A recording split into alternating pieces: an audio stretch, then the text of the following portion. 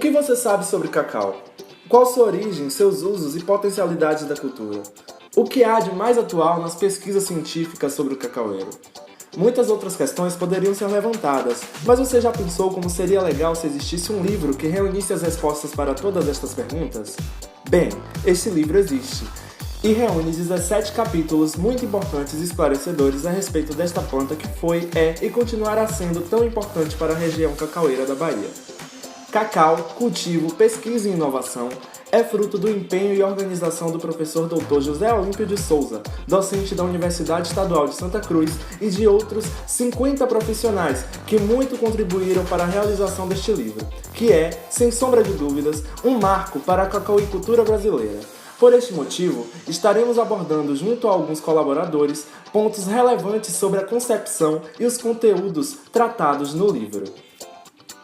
Tivemos a honra de sermos recebidos aqui na sala do professor José Olímpio para conversarmos um pouco sobre o livro. Professor, qual foi o tempo decorrido até a concepção, de fato, da ideia até o livro pronto? A ideia, originalmente, ela tinha uma ambição muito menor do que o que foi executado.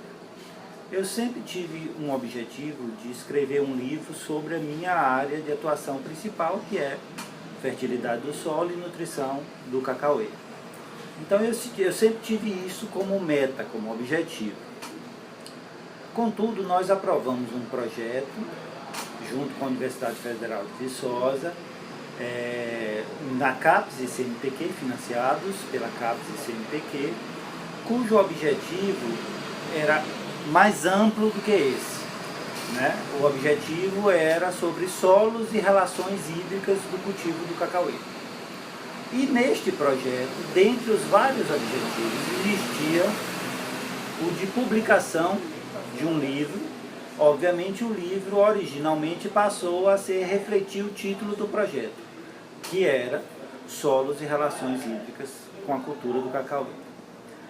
Posteriormente, com o convite que nós fizemos a outros colegas de outras áreas, a temática foi ampliada.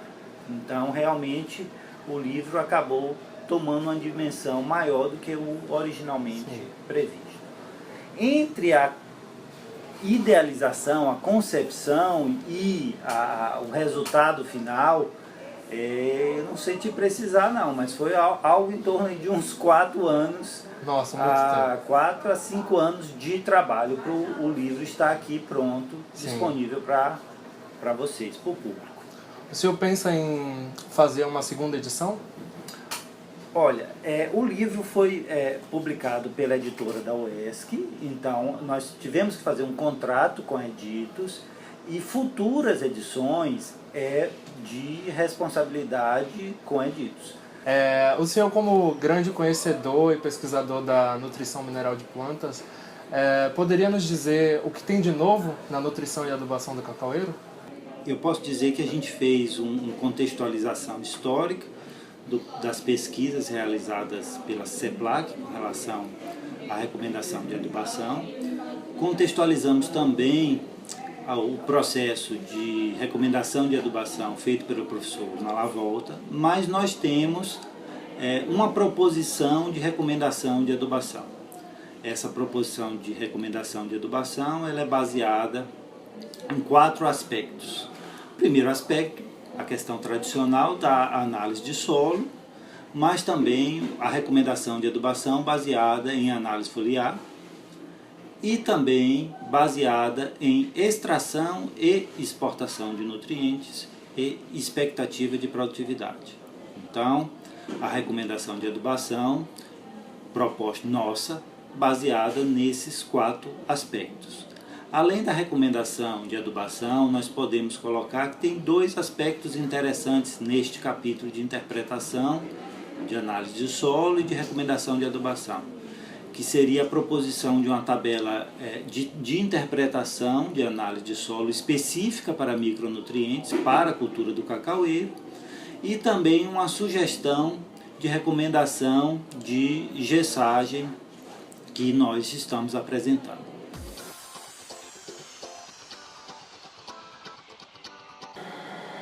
O capítulo 8 traz um pouco sobre os fungos micorrízicos e também a cultura do cacau. Viemos aqui no Centro de Microscopia Eletrônica da UESC conversar com o professor Eduardo Gross, que entende muito do assunto. Professor. Nem tanto.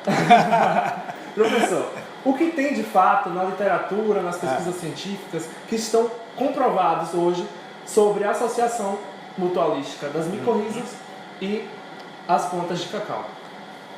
Boa, uma ótima pergunta, viu?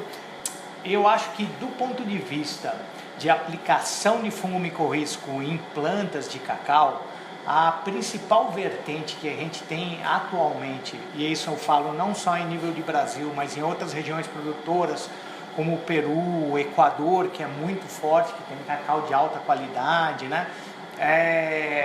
E a região, por exemplo, da América Central, é a possibilidade de você utilizar os fungos micorrízicos para inocular nas plantas de cacau, nas plantas que vão para campo, que vão ser transplantadas, ou seja, para as mudas de cacau.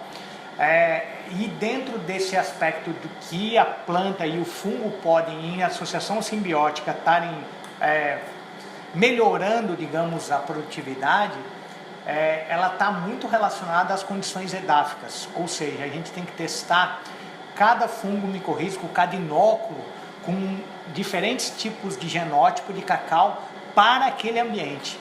E aí a gente tem uma noção de o quanto é que realmente você tem de eficiência, que a gente chama simbiótica.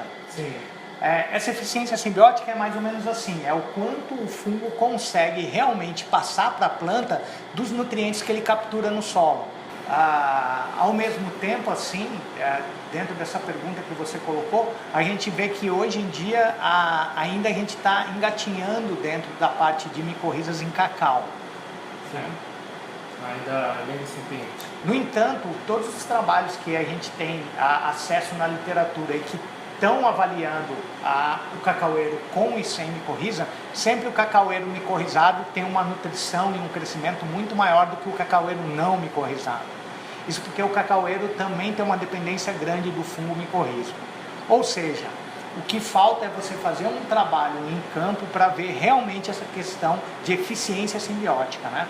Visto que você pode ter no campo uma planta se associando a várias espécies de fungo micorrízico.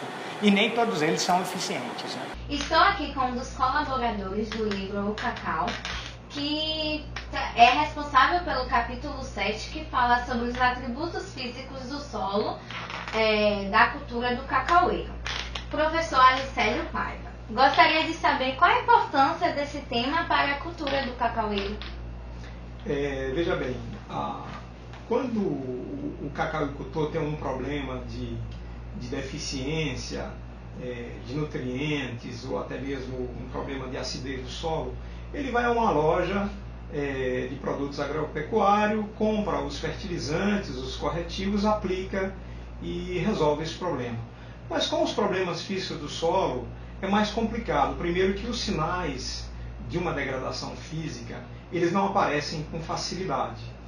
E segundo, que para resolver esses problemas é muito mais caro, é muito mais trabalhoso, não é? E não é fácil, né? É algo que o agricultor não percebe e ele acha que não tem muita importância, mas esses atributos físicos do solo, que nós tratamos aqui no capítulo do livro, junto com outros autores, são importantes, né? Que a gente chama a atenção, principalmente da questão estrutural do solo, né? No que se refere à porosidade, que está relacionada com dinâmica da água, tanto a infiltração da água, quanto o armazenamento e sua disponibilidade para as plantas, com as trocas gasosas, né? O solo produz muito CO2 em relação à atmosfera terrestre, e esse CO2 ele precisa ser trocado pelo oxigênio.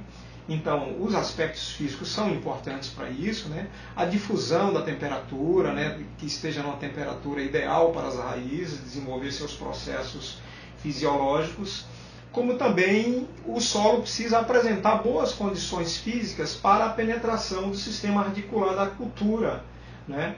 Então, nesse capítulo, a gente trata desses aspectos todos, né? Também relacionado à textura, relacionado à água, e a gente aponta quais são os valores, né? de cada um desses atributos que a gente trata, que são ideais para a cultura do cacaueiro. O professor José Olímpio traz em suas apresentações assuntos sobre irrigação e fertirrigação que são tratados por ele como muito incipiente em publicações técnicas. No capítulo que a professora Adriana Ramos está responsável, ela fala sobre os cultivos do cacaueiro em sistemas não convencionais.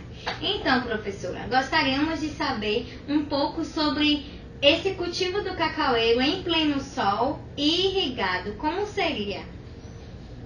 Então, essa realidade surgiu em função da baixa produtividade que a gente vem tendo do cacaueiro, né?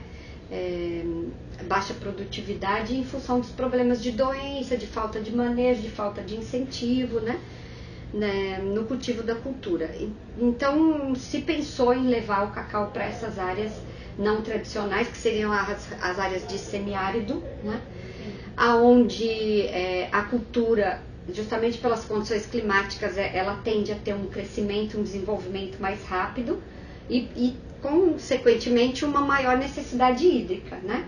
Uma maior evapotranspiração. Então, nessas áreas, o cacau ele é cultivado sem sombreamento, né? Realmente a pleno sol e com um sistema de irrigação para poder fornecer aquilo que a cultura necessita, porque ela vai ter uma evapotranspiração muito maior do que se a gente comparar com as áreas de cultivo. Então, nessas áreas, o cacau tem um rápido desenvolvimento e uma maior produtividade. A expectativa é que a produtividade seja 3, 4, até 5 vezes superior à das áreas de cabruca.